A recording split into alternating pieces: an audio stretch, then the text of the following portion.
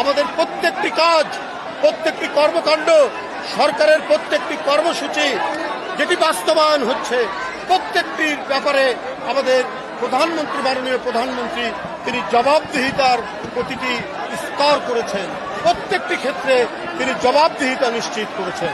সুতরাং জনস্বার্থের বাইরে আমরা বাংলাদেশ জাতীয়তাবাদী দল তারা কোনো কাজ করবে না এবং একটি জনপ্রিয় রাজনৈতিক দল হিসাবে আজকে জনগণের কাছে জনপ্রিয় কেন? কারণ এর প্রতিষ্ঠাতা শহীদ রাষ্ট্রপতি জিয়াউর রহমান এবং তার সহধর্মিণী দেশনেত্রী মরহুমা বেগম খালেদা জিয়া, তারা যে জনকল্যাণে কাজ করেছেন, তারা যে নারীর ক্ষমতায়ন, তারা দেশের আর্থিক উন্নতির জন্য যে কাজগুলো করেছেন, সেই কাজগুলো আজকে জনগণের কাছে বিএনপির জনপ্রিয়তা বৃদ্ধি করেছে।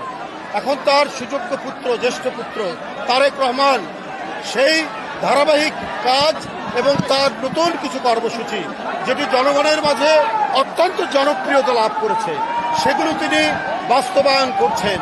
তো আমরা দলের নেতাকর্মীরা সেই বাস্তবায়নকে আমরা সহযোগিতা করব, আমরা সেটিকে জনগণের কাছে তুলে ধরব এবং এই তুলে ধরার মধ্যে দিয়েই জনগণের কাছে আমাদের দলের জনপ্রিয়তা, বিএনপির জনপ্রিয়তা আরও বৃদ্ধি পাবে।